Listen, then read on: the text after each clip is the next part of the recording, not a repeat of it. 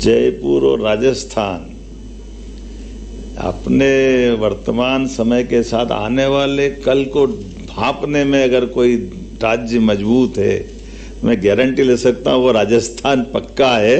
उसके बाद नंबर किसी का आता है। तमाम कठिनाइयों के बावजूद भी राजस्थान के व्यापार, व्यवसाय, स्वाद से लेकर के अपने अलग प्रकार की दुनिया में पहचान बनाने के लिए मारवाड़ी लोगों की अपनी एक पहचान, और मारवाड़ी से तात्पर्य भारतीय लोगों की ही विशेषता है कि चुनौतियों में से अवसर निकालना, जिसको माननीय प्रधानमंत्री जी आपदा में से अवसर कहते हैं। तो आपदा में से अवसर निकालते हुए ये कितना अच्छा लगता। हमारे लोग मध्य प्रदेश से MR10 के ऊपर से अपने संस्थान खड़े करते हुए कि राजस्थान हो, मध्य प्रदेश हो, आम तौर पर ये सारी चीज़ों के लिए साउथ की तरफ निगाह जाती थी, और साउथ ने IT सेक्टर से लेकर सभी क्षेत्रों में अपनी एक पहचान बनाई भारत के अंदर। लेकिन अब ये थोड़ा सा बदलाव आया है, लेकिन ये प्रतिस्पर्धा स्वस्थ प्रतिस्पर्धा है, ये कोई किसी को गिराने वाली नहीं है। और ये तो सही बात है कि हम अपने देश की तरफ से देखते हैं तो आज के दौर में माननीय प्रधानमंत्री जी के नेतृत्व में इससे अच्छा कोई समय किसने देखा। हमारे स्वर्णिम काल के अतीत के काल बताते हैं, विक्रमादित्य का काल था, महाभारत का युग था, बहुत गौरवशाली स्वर्णिम युग था। लेकिन ये अतीत की बातें आज यथार्थ में भी दिखाई दे रही है। आज क्या खराब है, आज भी तो अच्छा ही है। माननीय मोदी जी के नेतृत्व में सब क्षेत्रों में हमारे लिए आज का जो प्लेटफॉर्म है, सभी राज्यों के लिए समान रूप से आगे बढ़ने के लिए, इससे अच्छा कौन सा मौका मिलेगा। हमारे राज्य में आज अपने मध्य प्रदेश के अंदर माननीय प्रधानमंत्री जी के आशीर्वाद से सबसे हमारी सरकार बनी।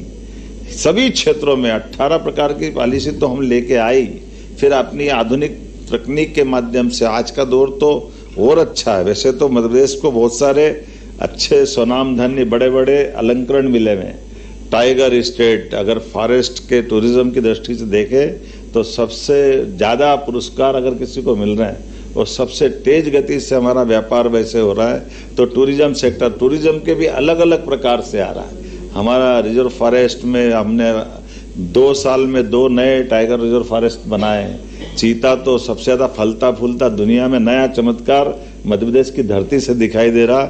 हमारा चीता उछलता कूदता कब राजस्थान आ जाता पता ही नहीं चलता है। एक नहीं, ऐसी कई सारी चीज़ें, वल्चर से लेकर के हमारे लिए अब मिनरल स्टेट है, बिजली सरप्लस है।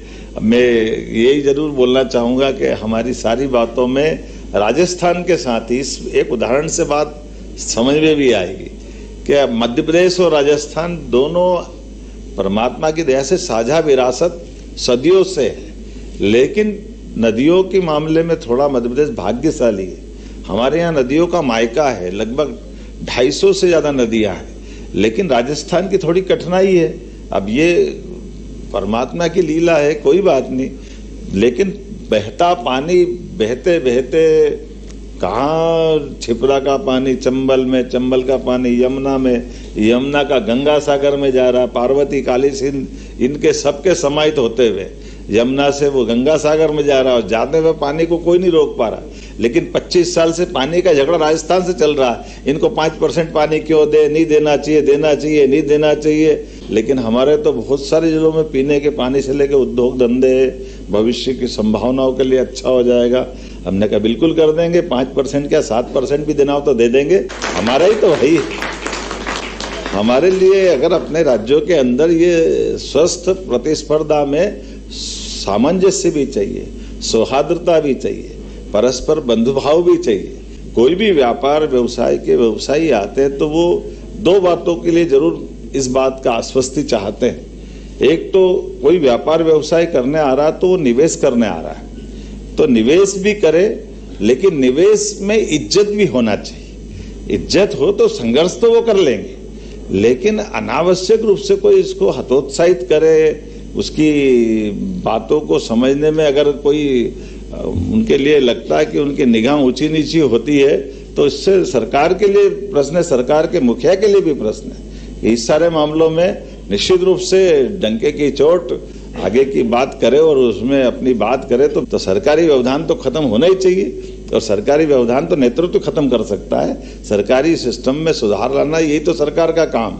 आज देश में सबसे तेज गति से निवेश लाने वाले 3 राज्यों में से मध्य प्रदेश का एक स्थान बना है। मैं इस बात के लिए आपको भी बधाई देता हूं और धन्यवाद भी देता हूं कि आज सब क्षेत्रों में समान रूप से 300 बेड का हॉस्पिटल हमारी तरफ से जो मेडिकल कॉलेज खोलेगा उसको हम अपनी तरफ से डॉक्टर, पैरामेडिकल स्टाफ, मरीज तो उसमें रहते हैं, दवाई सारा खर्चा हम ही उठाएंगे और 25 एकड़ जमीन केवल 1 रुपए में देंगे और 1 रुपए में हमारा वो मेडिकल कॉलेज खोलेगा। 3 साल तक वो अपना सारा काम खड़ा करे, 10 साल बाद उनसे हॉस्पिटल ले लेंगे।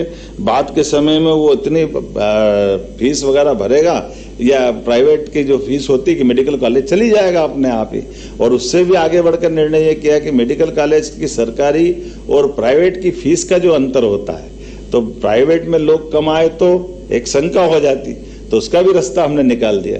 हमने कहा प्राइवेट मेडिकल कॉलेज की फीस आमतौर पर एक बच्चे की 5 साल की 70 लाख 80 लाख तक रहती है, लेकिन सरकारी तो 10 लाख में ही कर लेता है। तो हमने कहा कोई बात नहीं, ये 70-80 लाख भी सरकार भर देगी और ये अपन उसको लोन दे देंगे, हमारे मेडिकल कॉलेज भी चल जाएंगे।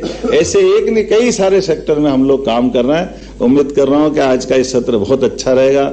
विनम्रता के साथ देरी से आने की क्षमा भी चाहता हूं, लेकिन ये अच्छे कामों के लिए इसी प्रकार के विचार विनिमय के साथ ये मंच मिलते रहेंगे। तो सभी प्रकार के स्टार्टअप को प्रोत्साहन देने के साथ साथ सभी क्षेत्रों में हम समान रूप से बढ़ते रहेंगे। मेरी अपनी ओर से पुनः आप सबका वंदन, अभिनंदन, बहुत बहुत धन्यवाद।